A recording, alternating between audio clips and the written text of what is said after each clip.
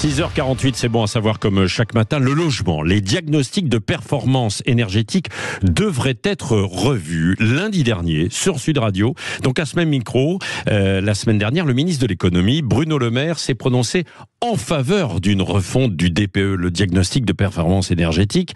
Avant de voir ce qui peut être modifié, nous sommes avec Sylvain Grattalou, qui est président de l'Union nationale des propriétaires immobiliers. Bonjour.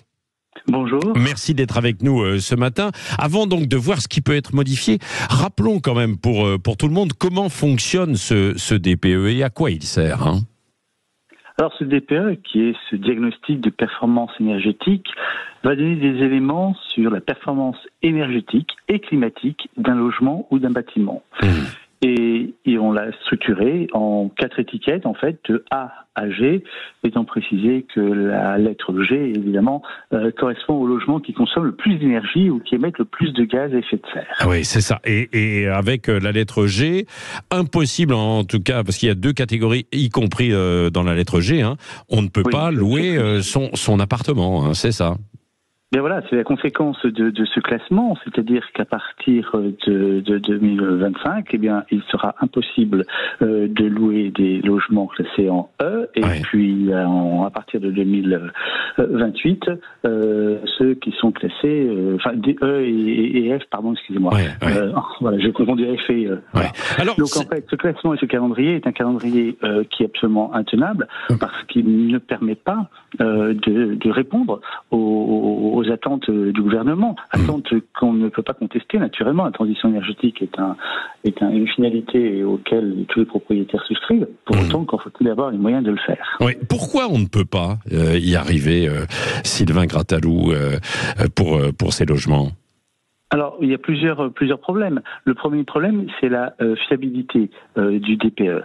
On peut constater, et un certain nombre d'études ont été faites, on peut constater notamment que lorsqu'un propriétaire fait diagnostiquer son bien par différents professionnels, on s'aperçoit que le logement reçoit au moins 2 notes différentes. Donc, il y a déjà un travail de fiabilité du DPE.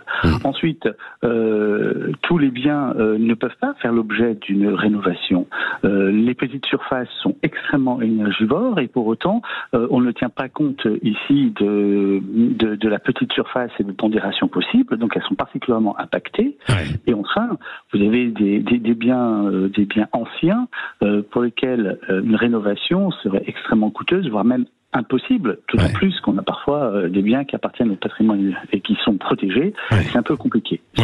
Parce que ce qu'il faut préciser, Sylvain Grattalou, c'est pas parce qu'on va faire une isolation que forcément on va se retrouver super bien classé. Parce qu'il y a dans le mode de calcul beaucoup de critères qui interviennent. Il y a beaucoup de critères et certains qui n'interviennent pas.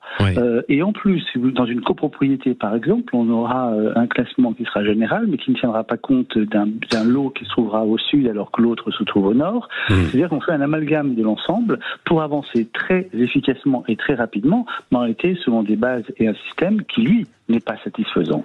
Et je crois que l'UNPI, c'est ce que nous souhaitons en tout cas, c'est qu'il y ait un aménagement de ce calendrier. C'est-à-dire que l'on puisse le reprendre. Mais tout est fait d'une façon en général rapide pour parvenir à des objectifs sans forcément réfléchir aux techniques qui pourraient être stables et efficaces. Donc ce que vous dites, c'est qu'il faut revoir le calendrier et peut-être les critères. C'est-à-dire que, par exemple, c'est vrai, il faut que si vous avez une chaudière au fioul, vous êtes quasiment condamné dans l'immeuble. En revanche, c'est difficile de changer si la plupart des autres locataires ou propriétaires ne veulent pas changer cette chaudière. C'est le cas des immeubles en copropriété. Il faut savoir que vous avez des contraintes qui sont des contraintes aujourd'hui aussi de calendrier pour les immeubles en copropriété, puisque ceux qui sont supérieurs à 200 lots doivent procéder à cette rénovation avant le 1er janvier 2024, c'est-à-dire demain.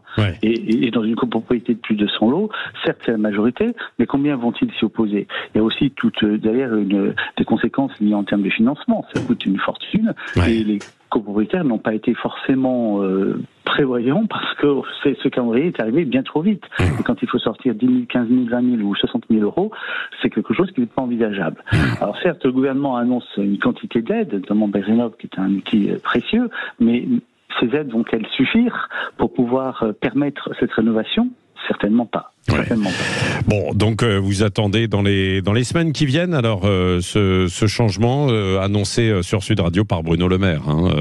Bien sûr, un changement en profondeur. En profondeur. Ouais. On avait l'existant, maintenant il faut le travailler et reconstruire un système qui soit beaucoup plus efficace et qui permette de satisfaire tous les intérêts qui de toute manière sont convergents, c'est-à-dire une transition énergétique réussie. Oui, merci beaucoup Sylvain Grattalou d'être intervenu sur Sud Radio, président de l'Union nationale des propriétaires immobiliers. On en parle beaucoup d'immobilier sur Sud Radio, vous savez, nous sommes la radio de l'immobilier avec nos émissions, notamment du week-end, notamment autour de Sylvain Lévy, chaque samedi matin de 9h15 jusqu'à 10h.